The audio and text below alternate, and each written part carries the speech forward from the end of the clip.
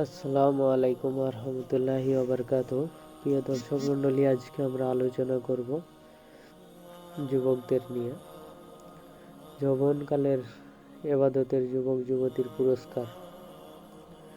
রাসূল সাল্লাল্লাহু আলাইহি সাল্লাম বলেছেন, যে যুবক যুবতী যৌবনে আল্লাহর ইবাদতে লিপ্ত থাকবে, আল্লাহ তাআলা তাকে আরশের পাকের ছায়াতলে আশ্রয় দান করবেন।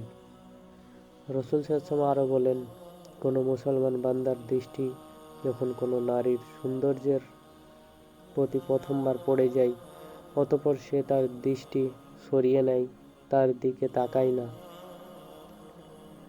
যার কারণে আল্লাহ তাআলা তাকে এমন ইবাদত করার তৌফিক দান করবেন যার মিষ্টতা এবং স্বাদ সে অবশ্যই অনুভব করবে।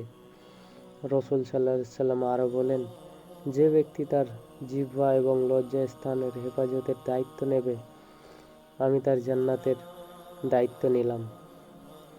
রাসূল সাল্লাল্লাহু আলাইহি সাল্লাম আরও বলেছেন, 7 শ্রেণীর মানুষকে আল্লাহ তাআলা কিয়ামতের দিন তার আরশের ছায়ায় আশ্রয় দেবেন।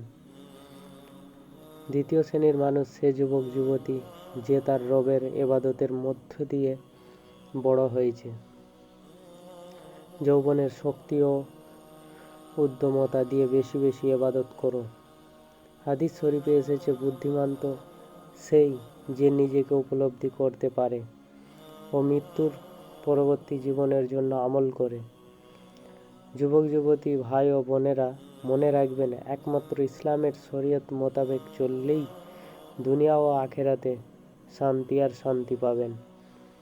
সবাই 5 ওয়াক্ত নামাজ সঠিক সময়ে শুদ্ধভাবে এবং মনোযোগ সহকারে আদায় করার চেষ্টা করি, কারণ নামাজ যত বেশি সুন্দর হবে আল্লাহর সাথে সম্পর্ক তত বেশি সুন্দর হবে। এবং অন্যকে নামাজের দাওয়াত দিন, অসৎ কাজ যেভাবেই পারেন বাধা দিন। আর বোনেদের বলবো, নামাজের সাথে ইসলামিক নিয়মে পর্দা করবেন।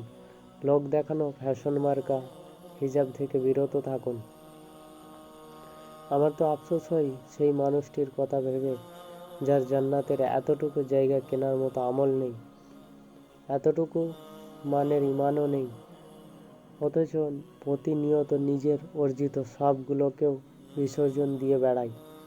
কাউকে অকারণেই একটু বেশি কথা বলে, অকারণেই কারো সাথে তেজ দেখিয়ে, অকারণেই কাউকে একটু হেই প্রতিপন্ন করে, অকারণেই একটু খোঁচা দিয়ে, একটা কুনামে ডেকে, একটু অশ্লীল বাক্য উড়িয়ে, কারো ওপর অকারণেই বিরক্তি দেখিয়ে, খাবার নিয়ে অকারণেই দুটো খারাপ কমেন্ট করে, জীবন নিয়ে অকারণেই একটু নাশকরমূলক কথা বলে, কারো নামে অকারণেই দুটি গীবত করে, কাউকে একটা গালি দিয়ে, কারো একটু বদনাম করে, কারো নামে একটু হাসি ঠাট্টা করে, অথচ এই কাজগুলোর একটুও তার দুনিয়াবি কোনো উপকারে আসবে না, কিন্তু তার কৃত আমল থেকে প্রতিনিয়ত কেটে নেওয়া হতে থাকে। এই একটু রাগ আপনি না দেখলেও দিন কাটবে, ওই একটু বিরক্ত আপনি না হলেও সমস্যা নেই, ওই একটু ঠাট্টা মশকরা না করলে কিছু হবে না, একটুখানি গীবত করলেই আপনি শান্তি পেয়ে যাবেন না, খাবার নিয়ে বদনাম করলেই খাবারটা ভালো হয়ে যাবে না।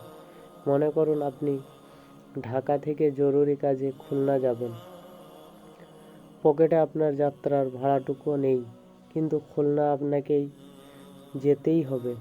আপনি কি করবেন? সারা পথ যত কষ্ট হোক এই টাকাটা সেভ করবেন। বাসওয়ালা করুণা করে অল্প কিছু টাকা বাদ দিয়ে ওইটুকুতেই যদি টিকিটটা দিয়ে দেয়, নাকি যাওয়ার আগে পথেই চকলেট বিস্কুট কিনে ফকিরের হাতে ধরিয়ে দিয়ে শূন্য পকেটে যাত্রা করবেন। আমরা এই দুনিয়াবি হিসাবগুলো মেলাতে পারলেও আসল হিসেব মেলাতে পারি না। কেন জানেন? আমরা চর্মচোখে কেবল দুনিয়ায় দেখি।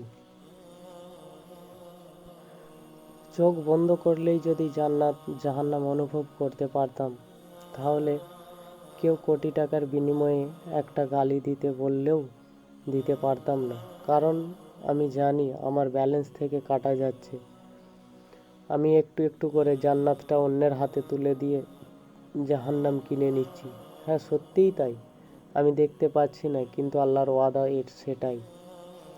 ইয়া আল্লাহ, এই গুনাহগারের মাঝেও এরকম বেশ কিছু নেগেটিভ বৈশিষ্ট্য আছে, সেগুলো দূর করে দিন।